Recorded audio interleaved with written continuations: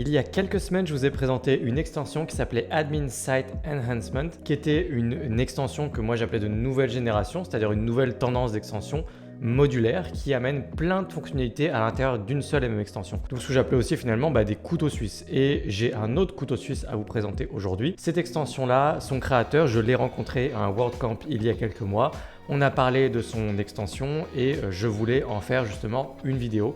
Alors du coup, j'ai mis la main sur la version gratuite. Il m'a également passé la version pro que je n'ai pas testée. J'ai juste à vous montrer les fonctionnalités. Donc j'ai pas tellement besoin de la tester ou de l'installer. Donc là, c'est une version gratuite que vous allez voir dans cette vidéo. Et vous allez voir que c'est très intéressant. C'est à la fois la même chose, mais en même temps, c'est différent de la précédente que je vous ai montrée. De sorte que vous allez avoir des préférences. Vous allez peut-être préférer celle-là ou l'autre en fonction des fonctionnalités qu'il y a dedans. Et vous allez voir, là, il y a des choses que vous ne trouvez pas dans la précédente extension que je vous ai présentée et vice versa. Donc on passe tout de suite derrière mon écran et je vous présente WP Extended. Et je précise que même si j'ai eu accès à la version pro et que j'ai rencontré son créateur, etc., ce n'est pas du tout une vidéo sponsorisée, c'est juste un tutoriel de l'extension. Je voulais en faire une vidéo sur YouTube et voilà. Donc l'extension, pour la trouver, c'est pas évident. Si vous tapez WP Extended séparé, elle n'est pas bien référencée, vous n'allez pas la trouver. Donc tapez ça entièrement collé, WP Extended comme ça, et vous allez la trouver juste ici. Alors il y a une version gratuite et pro, comme je l'ai effectivement mentionné, contrairement à Admin and Site Enhancement qui n'a qu'une version gratuite. Donc gardez ça à l'esprit et puis peut-être que ça peut être intéressant de savoir qu'il y a une version pro parce que ça fait du support client du coup, ça fait peut-être pour vous l'assurance que ça va être tenu à jour plus longtemps, etc. Je sais qu'il y a tout un débat sur est-ce que c'est mieux quand il y a au moins du freemium ou quand c'est que gratuit. Quand c'est que gratuit, ça peut faire peur à certains. Quand c'est freemium, ça peut rassurer. Tout un débat. En tout cas, il y a une version pro. Je l'installe et je l'active et puis je vous montre les fonctionnalités qui moi m'intéressent. Il y en a certaines qui m'intéressent, d'autres pas. Et moi personnellement, certaines des fonctionnalités, vous allez voir à la fin, notamment parmi les dernières, il y en a qui m'intéressent beaucoup.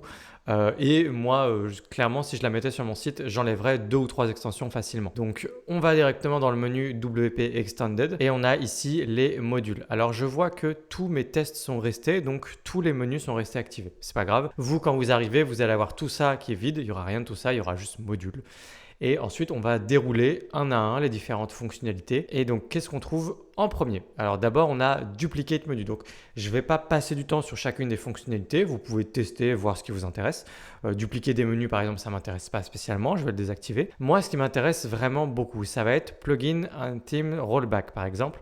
C'est le fait de pouvoir revenir en arrière facilement ou en avant également de tout ce qui est thème et extension. Par exemple, si vous avez un problème, vous avez fait une mise à jour, ça a cassé quelque chose, vous voulez revenir en arrière.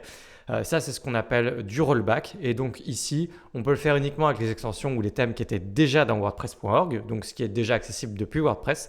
Ça ne marche pas avec les extensions ou thèmes pro. Voilà, il faut garder ça à l'esprit. Mais sinon, du coup, ça fait partie des fonctionnalités qui fait que pour moi, WP Extended est très intéressant. Il y a cette fonctionnalité qui m'intéresse beaucoup et également juste en dessous, SMTP. SMTP Email, en l'occurrence, ça vous permet de ne pas avoir à installer une extension dédiée à ça exprès. SMTP, ça dépend de vos besoins. Moi, je garde Fluent SMTP, mais si jamais vous avez un site simple, un petit site e-commerce, etc., ça peut faire largement le taf. Et dans ce cas, je vous invite d'ores et déjà à supprimer votre extension SMTP et à juste installer WP Extended en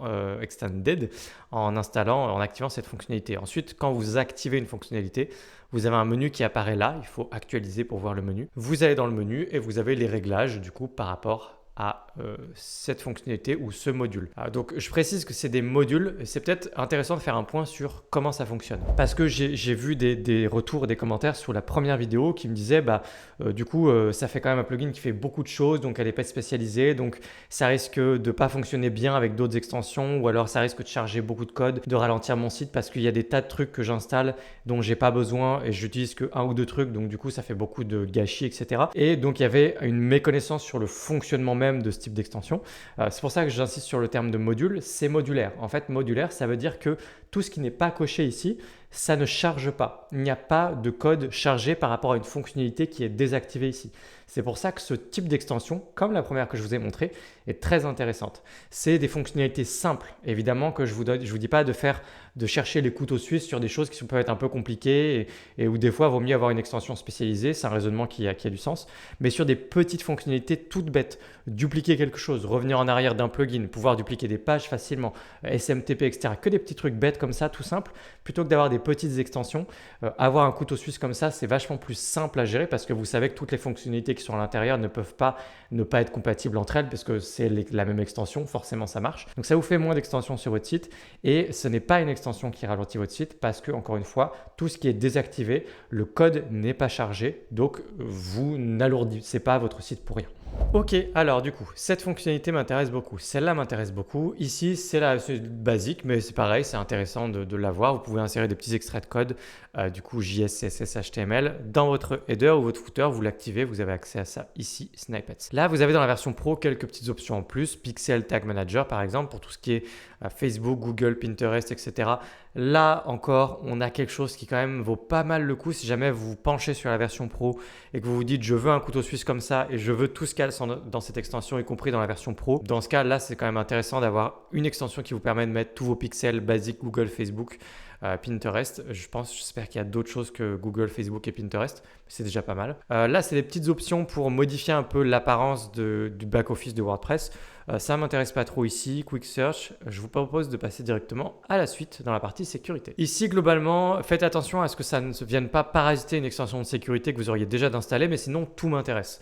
Le fait d'avoir une URL de connexion à la place de WP Admin personnalisée en matière de sécurité, ça m'intéresse. Vous pouvez également activer toutes les petites fonctionnalités que vous voyez ici.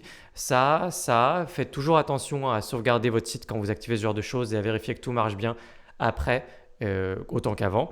Et puis surtout là par exemple XML RPC, ça vous pouvez pas le désactiver si jamais vous utilisez Jetpack. Donc si jamais vous utilisez Jetpack, ne l'activez pas. Et vous pouvez également cocher ça ou encore ça. Tout ça c'est intéressant, c'est des petites mesures de sécurité basiques et ça peut valoir le coup plutôt que d'avoir des extensions dédiées parce qu'il y a des extensions dédiées à ce genre de choses. Donc autant activer tout ça. Et vous avez également là, c'est toujours intéressant à noter, un mode maintenance que vous pouvez activer via Extended si vous voulez. Et dans la version Pro, vous avez par exemple la possibilité d'activer le mode debug. Bon, c'est pas quelque chose d'extraordinaire, mais c'est utile. Donc c'est bien de l'avoir là, même si c'est dans la version Pro. Ou encore de cacher toutes les petites notices d'admin, tous les petits messages qui pop des extensions que vous avez d'installer.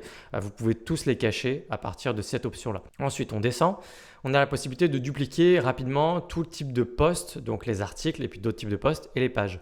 Donc ça, c'est la base. Ça, c'est quelque chose que je voudrais très vite vouloir installer, activer en l'occurrence. La possibilité d'exporter vos pages, vos articles de blog. Là, il y a d'autres petites options. Là, par exemple, vous pouvez réordonner les pages. Vous pouvez du coup aller ensuite dans vos pages et puis les réordonner. Je dis, je veux telle page en première, en deuxième, en troisième, etc.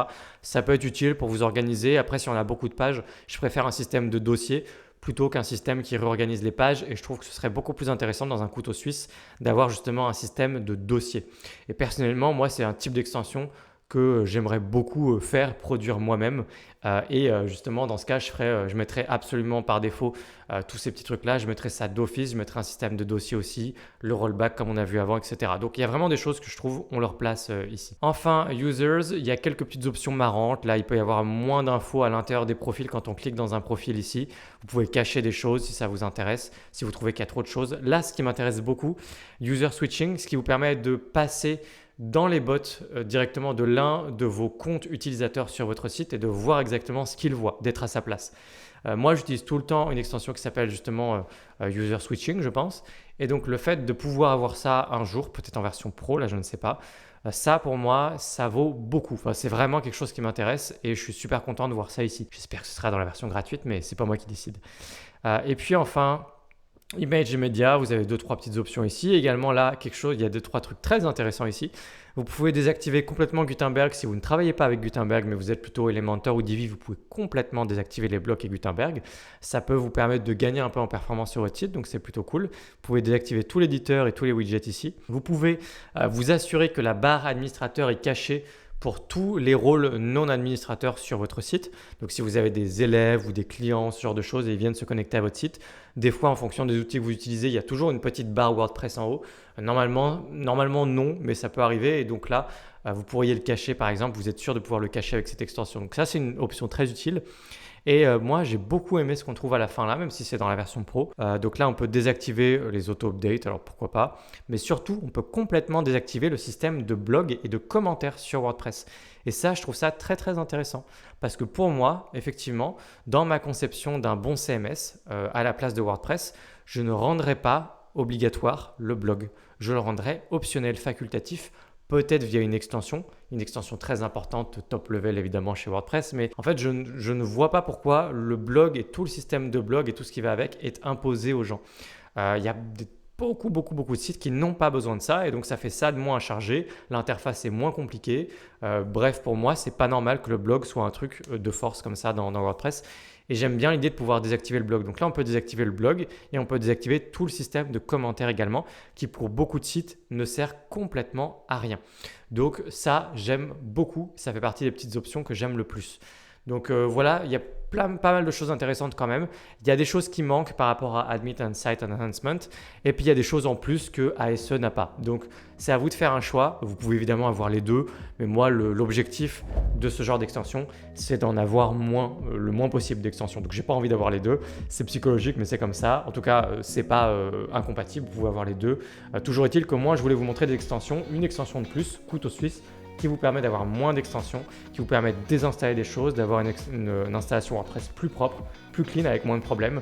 Et WP Extended participe à cette nouvelle tendance d'extension WordPress que j'affectionne particulièrement. Si vous avez des questions, n'hésitez pas à les poser dans l'espace commentaire. Et si jamais vous voulez vous former à WordPress ou peut-être même utiliser tout mon contenu, mes tutoriels, mes formations, tout ce que vous trouvez gratuitement sur YouTube et l'utiliser pour gagner votre vie et devenir freelance WordPress, j'ai une formation.